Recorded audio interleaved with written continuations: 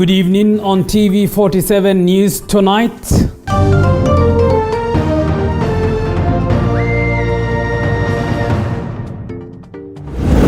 Busia, Trans Nzoia and West Pokot County Assemblies become the latest to ratify the BBI legislative bill. Musalia Mudavadi, Kalonzo Musyoka and Gideon Moi hint on the possibility of forming a coalition ahead of the 2022 presidential election. Plus, governors vow to jealously guard the agriculture sector from what they say is violation of the sector through bills generated by the Ministry of Agriculture without consultation. Parliamentarians mourn Bonchari MP John Oro and Garissa Senator Yusuf Haji, who died while receiving treatment in Aga Khan Hospital in Nairobi and Kisumu respectively yesterday.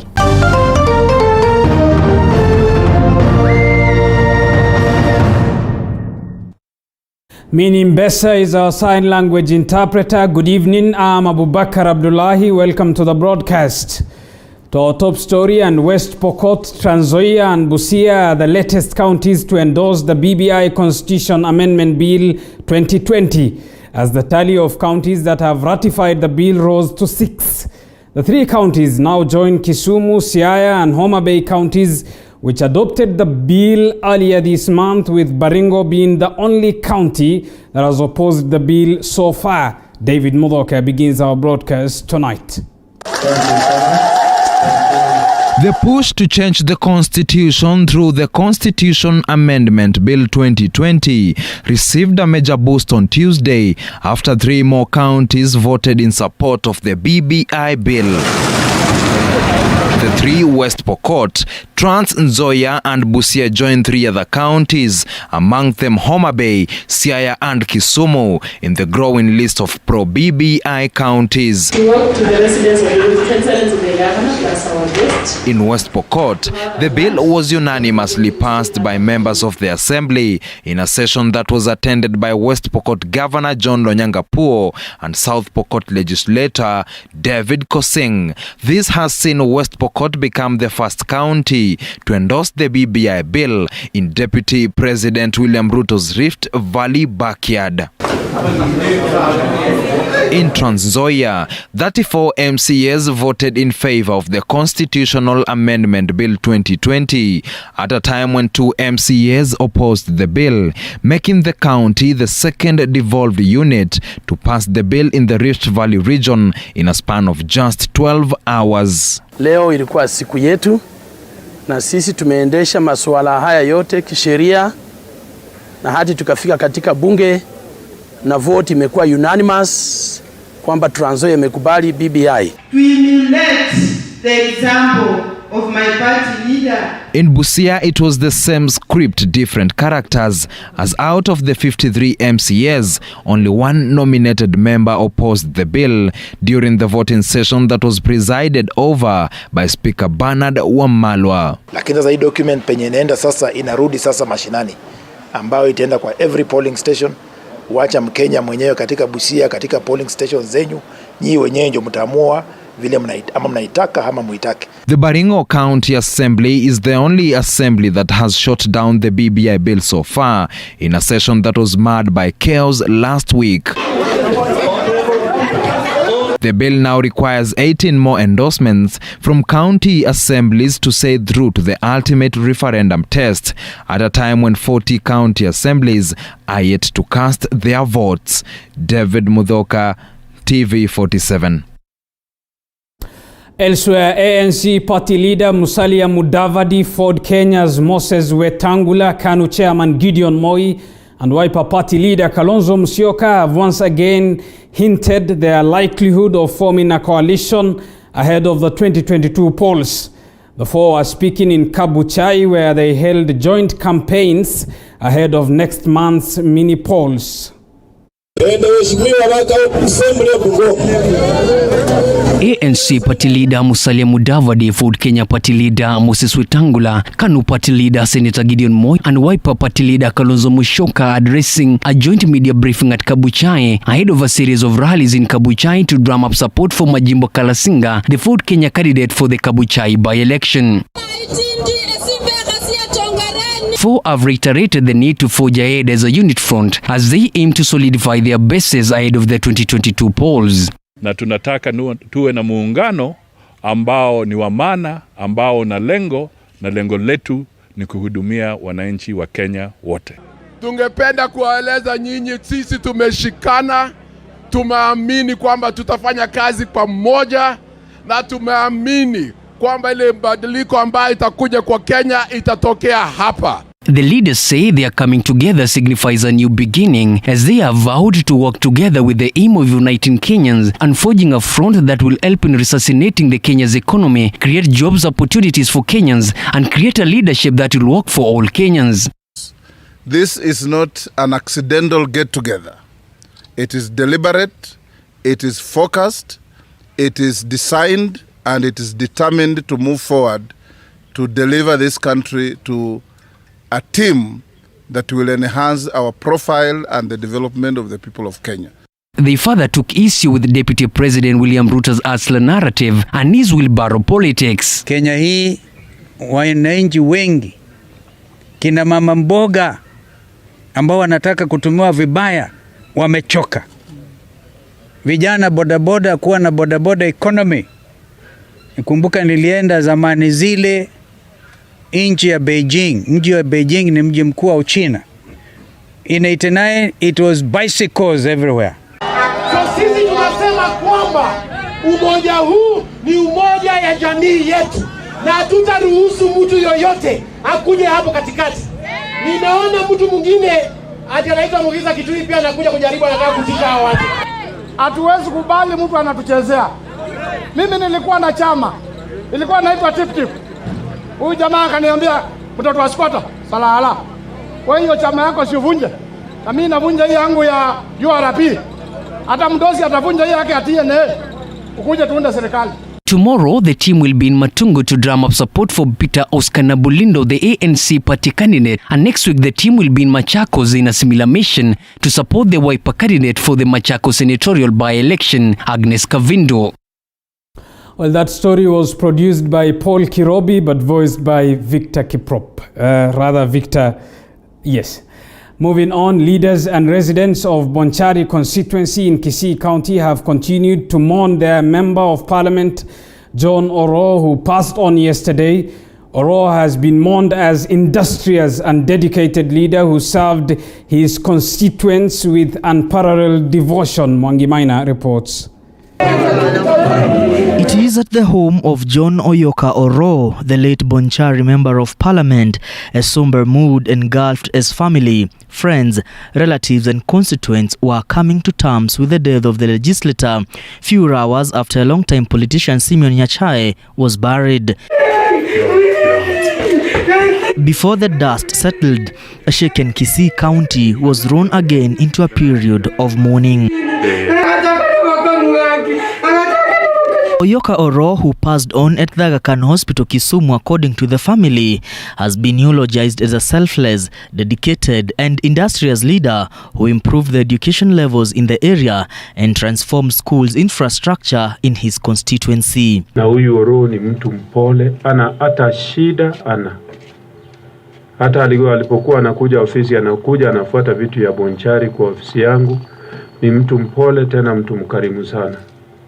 To that, we give him accolades and appreciation for touching lives, because it's through education that our children get to be who they are today. I'm sure in his profession, he touched lives.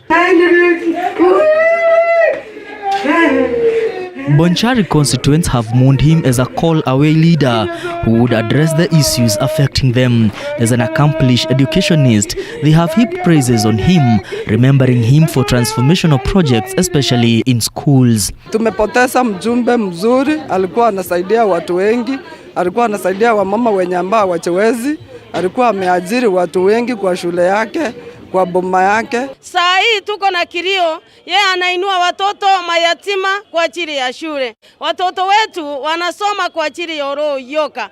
Kwa ajili yeye ndiye anapatia watoto basari. Uwezi kukuja kwake umuombe pesa ati uende kujisaidia. Lakini maneno ya watoto, vile alikuwa mtu wa education, yeye alikuwa anaangalia maneno ya masomo, anaangalia maneno ya parapara, anaangalia maneno ya kujenga mashule. John Oyoka Oro was elected in 2013 on a PDP party ticket after the High Court considered a petition he had filed challenging his challenger's win. He, however, lost the seat after the Court of Appeal overturned the High Court's decision. When he had served for only 6 months, he later lost in the by-election and was re-elected in 2017 on a PDP party ticket. Mbunge ambaye alikuwa anatufanyia kazi bila ubaguzi. Mbunge ambaye alianza maendeleo ya mashule yetu kwa miaka mingi hayakuwa yameshughulikiwa. Lakini kwa sasa mheshimiwa wetu amerekebisha hayo maeneo ya shule. John Oyoka Oro brings to 5 the total number of members of parliament who have died in the last 3 months, including Justus Murunga, James Lusweti, and Senators Boniface Kabaka and Yusuf Haji. Mwangi Maina, TV 47, Nairobi. Thank you, Mwangi Maina, for that report, and I beg you pardon, the earlier story was voiced by Stephen Kiprop. Moving on, members of the National Assembly and the Senate have mourned the late Garissa Senator Yusuf Haji, eulogizing him as a legend on matters of leadership. Majority of the lawmakers terming Haji as their mentor. The late Haji died on Monday morning while receiving treatment at Aga Khan Hospital in Nairobi, and he was buried the same day in keeping with Islamic customs. I think it will be very, very fair that the constituency called Ijara, which has recorded more than 350,000 citizens in the last census, for him to be remembered must be accorded an extra constituency.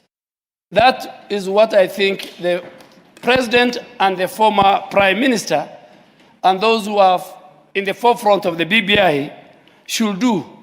The role he played in the drafting of the BBI and even seeing him at Bomas, and you could tell that at Bomas he wasn't very strong.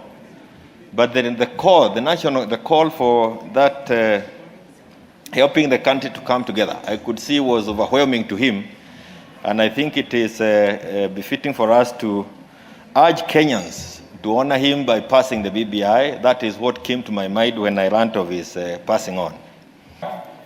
As him when he was the provincial administrator, the PC of the Rift Valley, which was our home province, there was a very surprising thing about him. He, in his own house, he had a mosque. He built a mosque. We have always referred Honorable Haji as one of the most religious provincial administrators in Nakuru, together with Honorable Raburu. So the openness of Senator Haji, the truthfulness of Senator Haji, and the dedication to serve this country, for me, is without example. You become a pariah when you're expelled. And Yusuf Haji was the administrator, but that moment of victimizing you, he didn't do that. And so I was able then, Mr. Speaker, to organize myself and get out of the country without much harassment. And so, Mr. Speaker, I just want to say... Speaker, Senator Haji is a great man. He's somebody that we will never forget. And he's somebody this country will never get. Because one of the attributes as far as government is concerned, he has never gone against the government. I remember he used to call me in my language, Intalguda. Intalguda means msichana mkubwa. Yeah? Clearly meaning that he was respecting the authority. I remember he discussed in confidence about BBI with me before he was taken ill to Turkey. But I'm not going to say it here. I have shared it with the relevant authority. We must, as a country, do something in remembrance, in honor of Senator Yusuf Haji. May his soul rest in eternal peace. Elsewhere, The directors of Set Life Solutions and petrol agencies were put to task to explain how their companies obtained COVID-19 tenders worth millions of shillings in KEMSA without following the requisite procurement laws. Appearing before the Public Investments Committee chaired by Mvitalo Meka, Abdul Samad Sharif Nasir, the company's directors Jem Ndungu of LifeSet Solutions and Lucy Mutema of petrol agencies were at pain explaining how they acquired the tenders and paid within a short period of time despite other companies being not paid till now. So you have a different, a new supply that you are being asked to give, right? Yes. And now look at this letter. There is this paragraph which reads, you are therefore requested to supply the available quantities. You are being told to supply. But in the next paragraph, somebody says procurement process will commence. Those two things cannot sit the same way. Because you start by procurement before you can supply. You're in a position to give us these particular documents to state that your samples are actually certified. Yes. You are. Yes. Okay, so after this meeting we will be able to agree with you on a specific time frame that you will be able to provide these either again in person or we'll tell you to write to us. A response I want to hear from you is if you procured 1, 2, 3, 4, no 1, 2, 3, number 2, how you were supplying before there was procurement, that is number 2, question number 2. Question number 3, were you pre-qualified? Are you on the pre-qualified list? Yes. Yes, that is okay. And show us evidence like you have undertaken to show Honorable Nishi that you gave supplies. Show us evidence that you are on pre-qualified list. At the reception, I found a large number of people, which made me ask the security girl and the receptionist whether there was a tender opening in process. I then learned from them that there was ongoing inquiry of supply of COVID items. I then proceeded to director's office to check which COVID items were being sourced. I met the procurement director, Juma, and his secretary, Pamela. They advised me that the company was sourcing for various items of PPEs, such as masks, thermometers, and gloves, which were required on urgent basis. You are doing those supplies others before.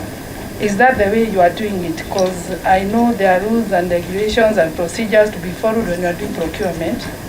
And now getting a tender of 124 million, just like that, without following the rules and regulation of procurement, you didn't feel uncomfortable? Prior to COVID, have you been paid this efficiently?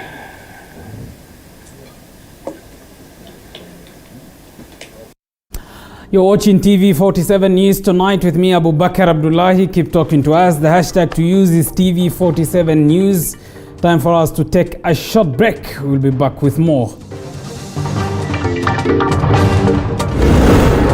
We shall tell you why this blind mother walked for 10 kilometers to a KDF recruitment center.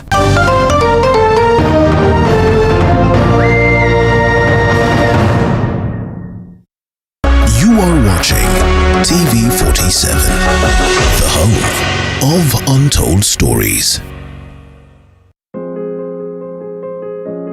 The Nyali Golf View is situated along Links Road, Nyali, near the Mamba roundabout. Accommodation at the Nyali Golf View ranges from luxurious, air-conditioned, self-catering, elegantly designed 3-bedroom, 2-bedroom, 1-bedroom, and a presidential suite.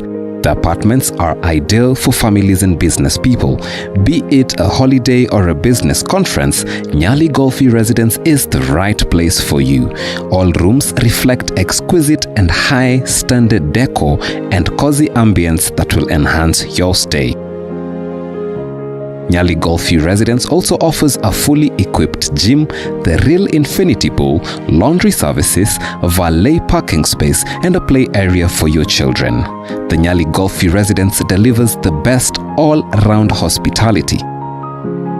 At the Nyali Golf View, you have room to think, room to play, room to recharge, room to walk tall, and room to unwind and dream, because it's not a room, it's a residence. For booking and reservation, contact us on 0757 298 272 or email us at nyaligolfview@gmail.com or visit our website at www.nyaligolfview.com. Looking for the smoothest writing pen with an excellent grip and long-lasting ink? Kaluma Pen is all that and more. Write your own success with Kaluma Pen. Authentic, natural, planned.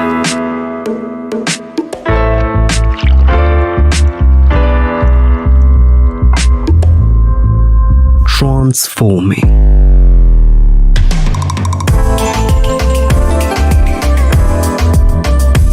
Endless benefits.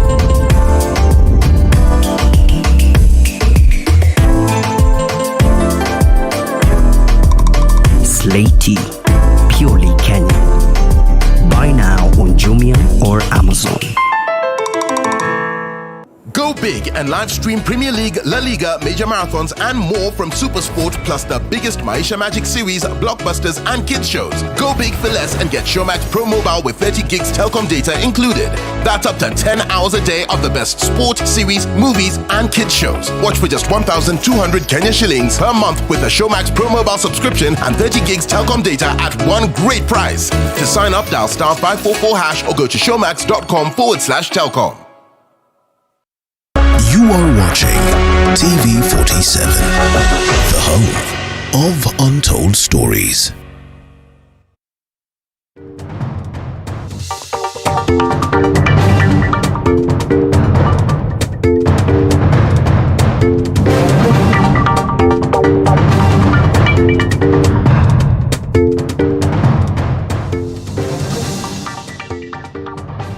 Welcome back to TV47 News Tonight with me, Abu Bakr Abdullahi. Thank you for staying with us. And now the government spokesperson, Cyrus Oguna, has reiterated the government's commitment to eradicate locust invasion currently ravaging various parts of the eastern counties of Meru, Isiolo, Tharaka Nithi and Embu. Speaking in Isiolo, Oguna affirmed that the government will be looking to expedite the swarms in a contingency effort from different organs and stakeholders. Food and Agriculture Organization's Assistant Representative in charge of programs, Hamisi Williams, has also asserted that all efforts to avert the invasion must work ahead of the long rains to protect crops for the sake of food security in the country. The containment, the ground spray is complemented with other efforts, including aerial surveillance, including aerial sprays, which we are going to see in detail. But largely, the government effort and commitment is to ensure that locusts are contained and do not necessarily pose threat to our food security. You will recall that this is perhaps the first time that locusts are invading this country in a period of 70 years. And if it is possible then to contain them and to eliminate them for another 70 years, we will spare no effort to achieve exactly that. From FAO point of view, first, we could have been much more thankful for the collaboration that we've had with the government of Kenya.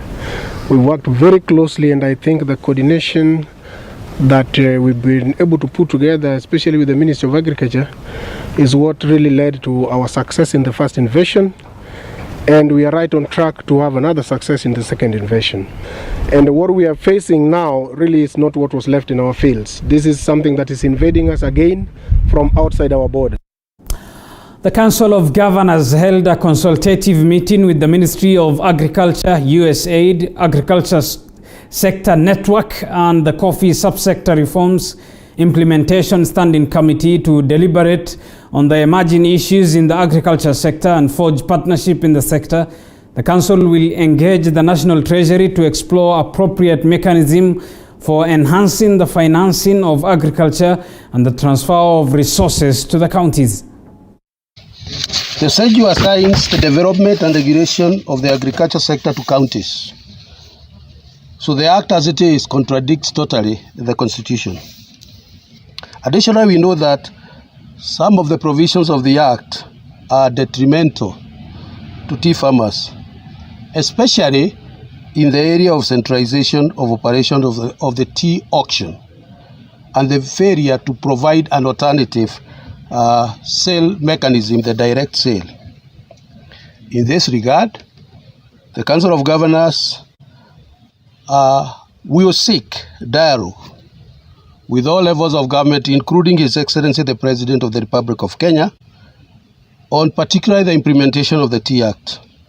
The first one is the implementation of the Coffee General Regulation Rules, Regulation of 2019. We know that the implementation date for this regulation is July 1, 2021. But we as counties have intended that we be prepared, fully prepared to implement the regulations for the benefit of our farmers that, among other things, include vertical integration, where counties will be involved not just from production, but all the way to processing and to marketing. Moving on, at least 3,000 business owners within Ol Kalou town in Nyandarua County are devastated after their property and businesses worth millions of shillings were brought down by the Kenya Railways Corporation as they continue to carry out demolition exercises to reclaim their reserved land. The exercise is meant for the expansion and rehabilitation of the Gilgil-Nyandarua railway line, a development that kicked off last year. Nano Clauren reports. Bulldozers landed in Ol Kalou, Nyahururu County, targeting to bring down buildings said to have occupied the Kenya Railways Corporation's reserved land in an effort to salvage their properties. Business owners claim that they received a notice Monday evening ordering them to voluntarily vacate their premises before a forceful demolition was conducted. Hawa watu walikuja jana, hawakutupea notice, wakakuja wakasema tufanye nini hizi banda zetu, tuvacate. Hawakutupea notice, walisema tutoke, wakakuja wakatuwekea X. Hata saa hii tumelala saa 9 ya usiku, mtu akijaribu kutoa kitu yake yenye iko kwa nyumba, waasora wakae hivyo.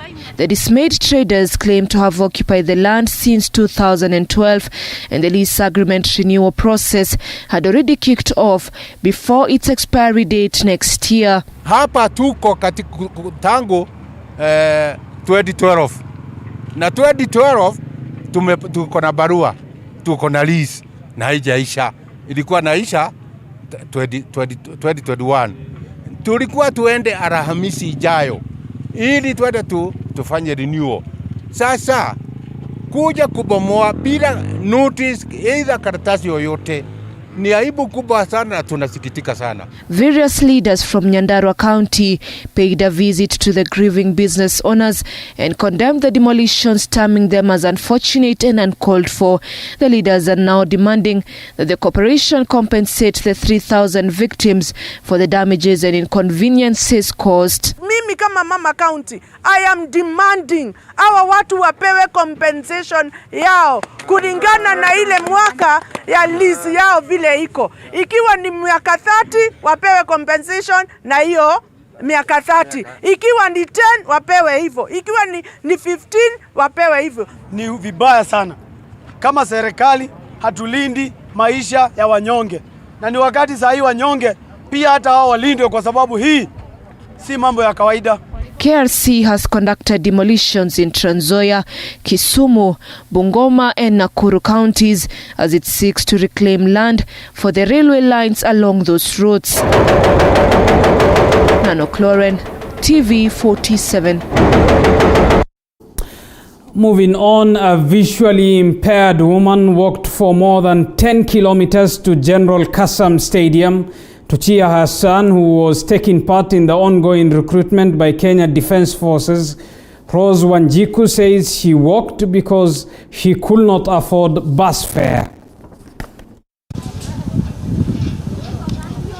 Rose Wanjiku left her village at 5:30 a.m. to arrive just in time at General Kasam Stadium in Gichugu to cheer her son Washington Murimi, who was taking part in the ongoing recruitment by Kenya Defence Forces. Wanjiku walked for slightly over 10 kilometers. Murimi did not support the coming of his mother because Wanjiku is visually impaired and they did not have money for transport. But Wanjiku was adamant on her decision. Sasa nimetoka nyumbani kutoka saa 11:30 juu nikunje huku kwa Kianyaga. Juu mtoto aliniambia anataka kwenda Unjesi. Sasa wakati nimekunja huku, nimeomba Mungu kwa maombi achukue huyo mtoto wangu achukuliwe huko kwa Unjesi, njoo anataka asaidie familia yangu. Wanjiku, who lives in Gatugura in Kirinyaga County, says she had to be here to encourage and pray for her son. Wanjiku says her husband abandoned her in 2013 after she lost her vision as a result of a tumor in her brain. Kazi nafanya nyumbani ni ya kutengeneza detergent shop na hata massage nafanya watu. At the end of the day, Murimi did not make it after the vigorous recruitment. The number of candidates here is highly considerable, and we are hoping to get the cream from these divisions. Sharon Baranga, TV 47. Needless to add any word or letter to that mother's love. You're watching TV 47 News Tonight with me, Abu Bakar Abdullahi. We are taking another short break. We'll be back with more. Don't go too far.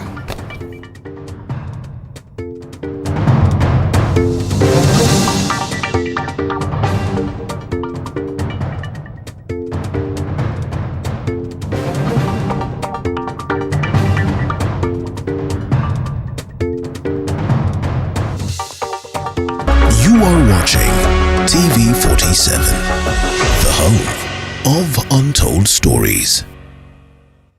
Je, maumivu ya kichwa na kukosesha amani? Kaluma Strong hutuliza maumivu ya kichwa, maumivu ya mwili na hata huondoa joto jingi mwilini. Kaluma Strong ina aspirin kama kiungo. Maumivu yakizidi, muone daktari. At Trisent School of Medical Health, Science and Technology, we offer highly competitive courses tailor-made to suit your needs. These include certificate and diploma in theater technology, medical engineering, nutrition and dietetics, radiography and sonography, science lab, health records, environmental health science, counseling psychology, applied biology, social work and community development, information and communication technology, among others. Register now at our Nairobi campus in Nairobi West around Nyayo National Stadium on 0700-129536. Our Juja campus next to Jomo Kenyatta University on 0700-000760. And our Kisumu campus opposite Swan Center, Oginga Odinga Street on 0703-201229. Trisent School of Medical Health, Science and Technology. UIP Real Estate is here to end your search for land because we have the ideal land just for you. Land that's close to the most anticipated Silicon Valley in Africa, Konza City. A prime location that is convenient to the modern lifestyle and has ticked off all the boxes of basic amenities. Worried about the distance? Our prime land is only a property that is within the Konza locality of Mombasa Road. 1.2 kilometers from Konza Isinya bypass and also 500 meters from the proposed Nairobi-Mombasa Expressway. With the under construction of JKIA Westland Superhighway, this will shorten the distance by 1 hour fastway in, out and away from all the hustle and bustle of Nairobi City, or should we call it Kanairo. What are you waiting for? Whether you are looking to buy and build or invest, book prime land with us now and be sure of high returns on your investment. Call us on 0708423244 or email us at info@uip.co.ke or visit our website www.uip.co.ke. UIP Real Estate, the home of affordable land. Mimi sipendi unapanguza floor. Hiyo dust uache hapa kwa meza. Clean up.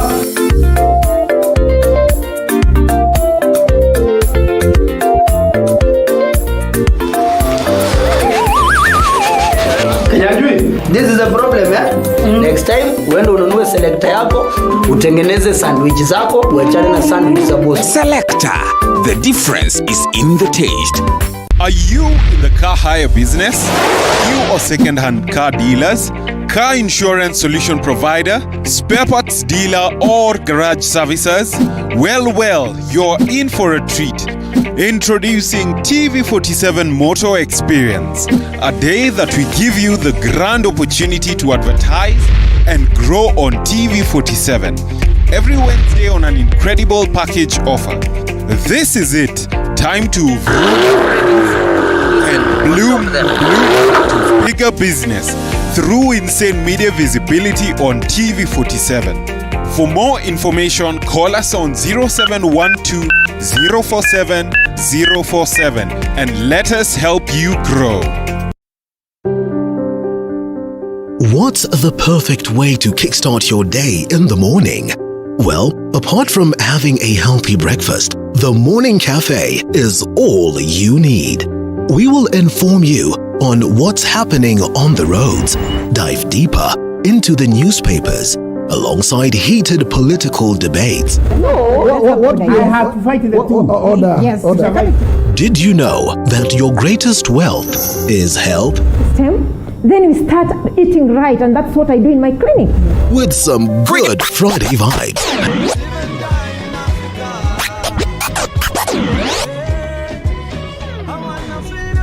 The Morning Cafe with Linda Alela, Monday to Friday from 6 a.m. to 9 a.m. only on TV47. You are watching TV47, the home of Untold Stories.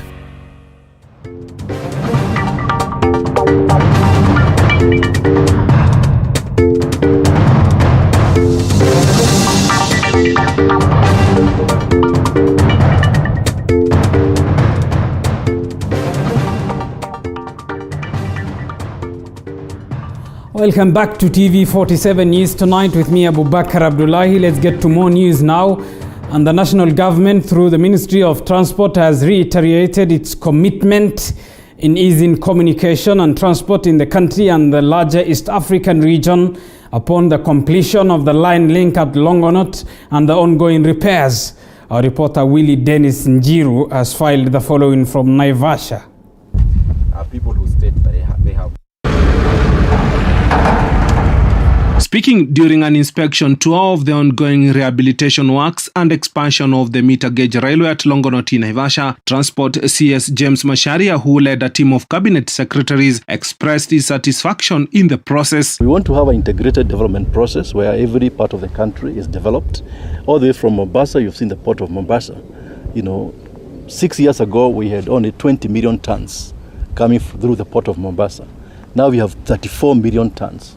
And this demonstrates that we are growing as a nation. It demonstrates that we are supporting our neighboring countries, which are landlocked. And this is what you bring development, not just in our country, but the entire region.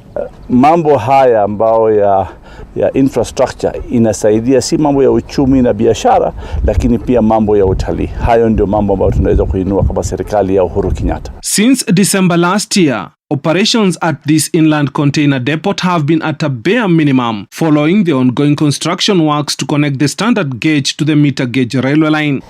Sometimes it's difficult for investors to take up and put their money in before they've seen the infrastructure. But as soon as you put the infrastructure, you actually see a lot of interest and development. So I am grateful that this is happening, and it's happening very, very fast. A project that the contractor says will be submitted to the government 4 months ahead of the stipulated deadline of June this year. Tumeridhika kwa kazi ambayo imefanyika hapa leo, kuangalia kuwa miradi haya yanaenda kwa kasi na pia yatafanyika kabla ya mwisho mwaka huu.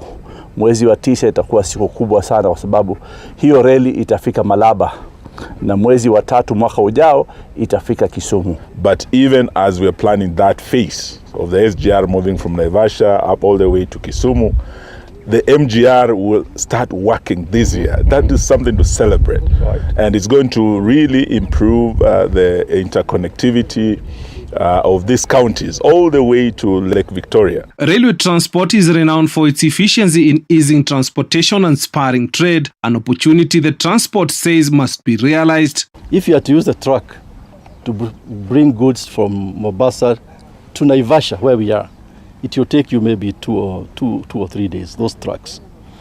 Then from here, after we have rehabilitated this line, it will possibly take about maybe 12 hours. So in total, the total calculation is about 20 hours between Mombasa and the border. If you compare that with a truck, it takes almost 5 days. And so already we have put mechanisms in place to make sure that it will be more competitive. The meter gauge railway line between Nakuru and Kisumu counties has been undergoing rehabilitation lately, leading to demolitions of private structures that had been erected on the Kenya railway land.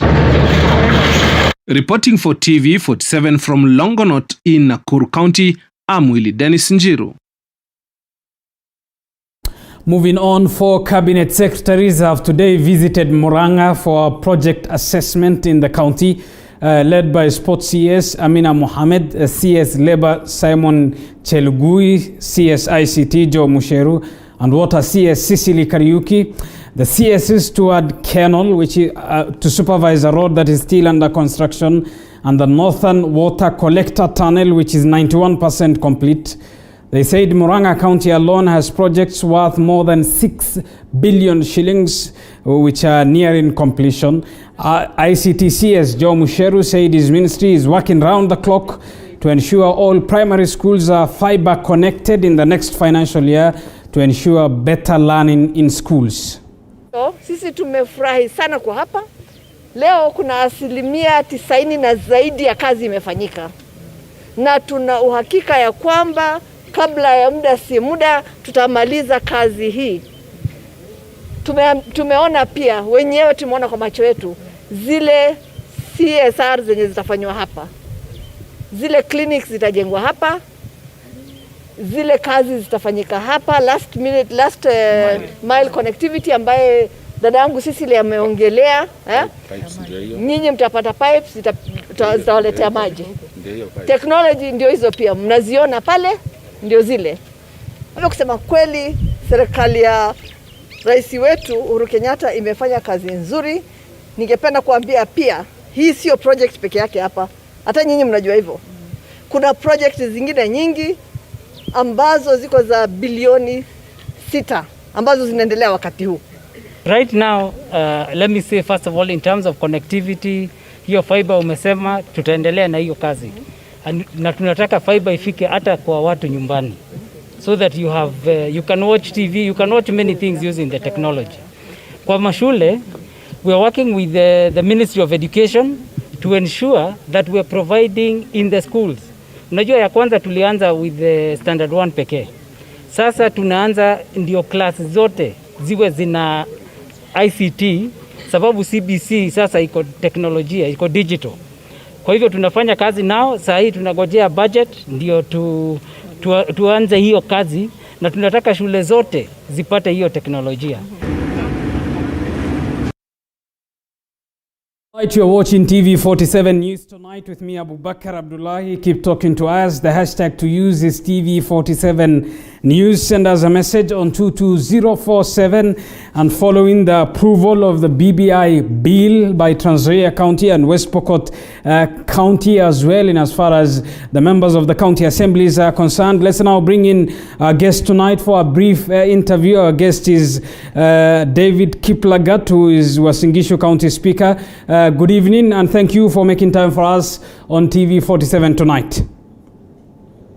Good evening. We are doing well, and thanks for inviting me. Thanks a lot. All right, you are the Speaker of Uasin Gishu County. First, a specific question to that county. How is the progress of public participation in as far as the bill is concerned? From Uasin Gishu County Assembly, we received the bill from the IBC, and we have committed it to the delegated legislation, which we are currently in the process of preparing for public participation. Then thereafter, after the public participation, we shall now retreat to write the report and table it in the House for purposes of either approving or rejecting.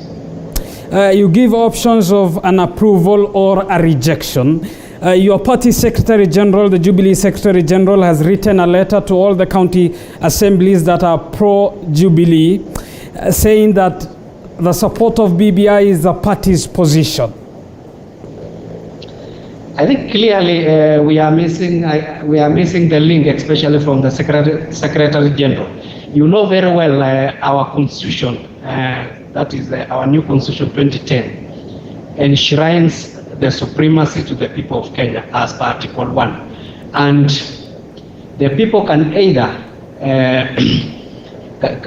represent themselves directly or through their elected representatives. So when the members of the county assembly are making the decision, they are making it by using the constitution and the donation that has been done by the people of Kenya to the county assembly. So when they are acting, they are actually representing their people. And all right, let me interject you at that point. You talk of the Constitution and the preamble of Kenya's 2010 Constitution, which says that we, the people, meaning power is vested within the people, the citizens for that matter. But the party Secretary General has written to members who are elected or nominated by the Jubilee party. He is specific. He has not written to everyone else. He has written to those who are from that party. I think he has instructed all the MCAs from Jubilee party. But it is clear, we don't miss the point. It is clear that from the constitution, when the members are acting, they are acting by representing their constituents. And that is the constitution. And any other law or any other statutes that goes against the constitution is invalid. And when we are making the decision, that's why public participation is very important. And what I was saying is that Tuju can be able to attend public participation from his constituency level. If he's in Nairobi, he can be able to attend the public participation in Nairobi, and his input can be felt. But to insinuate that he can be able to order assemblies around, I think is actually going against the laws of the land. All right, I was watching a media briefing, an interview earlier on of you. You also talked of intimidation. First, who is intimidating, either you or the members of the county assembly? I think what should happen in a nutshell is that the issue of referendum, if you go for the popular initiative, it has to have the approval of 24 counties. And what we are saying is that when the assemblies are making the decision, it is very important that they are left to make that decision without being influenced from external parties. All right, you have not still answered quite my question. I'm asking who is intimidating, who then is influencing the members of the county assembly? I think so far it has only been the Secretary General who has given some instructions, and what we have said is that those instructions are against our constitution, and we have ignored that. And what we are saying is that our people, whom we are going for public participation, will decide the direction of the BBI in Uasin Gishu County Assembly. So far, because you cannot be intimidated if the Constitution says otherwise. So I think we ignore that, and we have made our point clear that our decision will be based by the people of Uasin Gishu County. You say it is intimidation. The party is asking you to vote in one way and hence making it a party agenda. You don't believe that? For sure, to have a party agenda, you know very well there are structures within the party. You have to call the governing council or the annual general meeting, say that the members, and I said a party is just like a cooperative society with members, say that the members can decide that this is the direction they are going, then you can say we have a party position. But so far we have not been called for any meeting to discuss the same so that we can adopt a party position. All right, so far one county assembly has rejected the bill, and that county assembly is Baringo County Assembly. There are counties that have given a thumbs up to the bill, inclusive of Busia, West Pokot, Kisumu, Homa Bay, and others. I know you can't speak on behalf of how the individual members of the county assemblies will vote. And of course they have the right to do that. But is it not observably clear, and I could be wrong in saying this as a judgment, that Uasin Gishu is part of what is politically referred to as the Deputy President's political backyard? Then that pattern seems to be similar with that of Baringo. I think that is missing the point, because as I said, we have a public participation, and we are not just doing a public participation for fun. We have a public participation that is required when we are doing such matters as enshrined in Article 185. So, and what I'm saying is that Uasin Gishu County Assembly will decide after the public participation, and where the public will be, we shall be with the public. So, to insinuate that we are either going for no or a yes at this point is premature. All right, and you talk of following how the people will decide. Given that BBI for some matters is allocating more money to the people, will you follow them in that? I think the Uasin Gishu County Assembly is a bit unique, because what we are getting is that, especially for the Ward Development Fund, which is allocating 5% to the wards. What should be clear is that we have a law that we passed at the County Assembly of Uasin Gishu that gives each and every ward 40% of the development funds, which for our case, every financial year it is above 40 million. And looking at the Constitution, what is providing, it will reduce to around 8 million. So in terms of the members, what they are getting is that they are feeling that this is a negation, and this act is this constitutional amendment is taking us to Misri while we are heading to Jerusalem. All right, and finally, when is the assembly set to make a determination on this bill?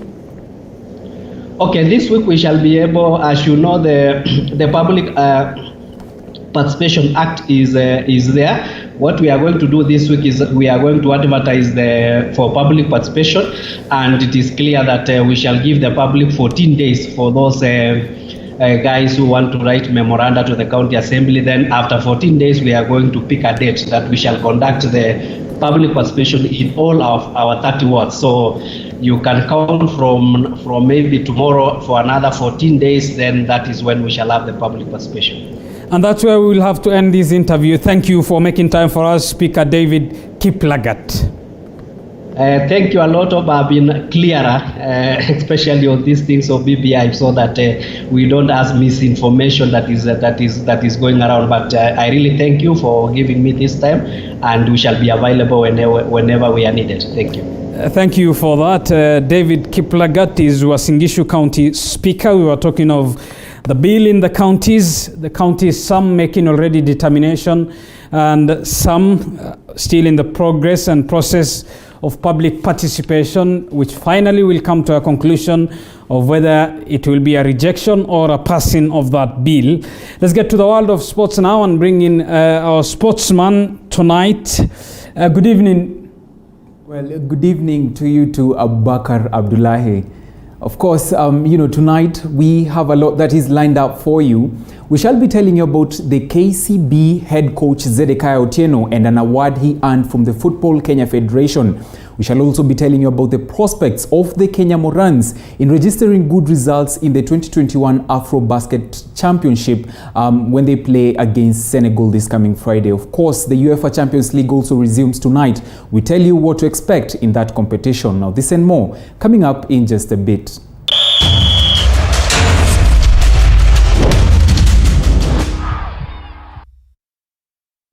A very warm welcome to Primetime Sports. My name is Dennis Otieno, and on to the top story in sports. KCB FC head coach Zedekiah Zico Otieno was named the Football Kenya Premier League best coach for the month of December. After picking maximum points in 4 league games, Zico, who bagged 50,000 shillings in prize money, led KCB to straight victories in 6 games, including 4 in the month of December, scoring 6 goals and conceding a goal. The Bankers sit second on the log with 25 points, a point shy from league leaders Tusker FC.